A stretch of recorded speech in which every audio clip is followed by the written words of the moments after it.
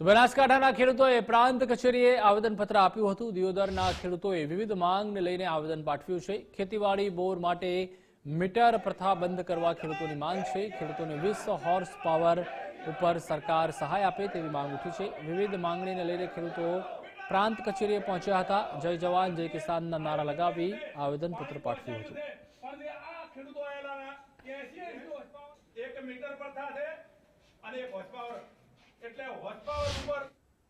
દિયોદર નાયબ કલેક્ટર સાહેબશ્રીને અમે આવેદનપત્ર આપ્યું છે।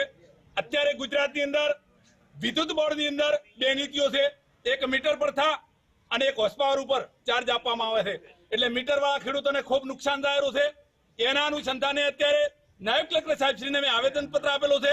મુખ્યમંત્રી સાહેબશ્રીને ઉદ્દેશીને આપેલું છે કે તાત્કાલિક મીટર પ્રથા બંધ કરે અને હોર્સ પાવર ઉપર ચાર્જ આપવામાં આવે અને હોર્સ પાવરના ખેડૂતો છે એમને 20 હોર્સ પાવર ઉપરનો સરકાર સહાય આપે, એના અનુસંધાને અમે માગણી કરેલી છે।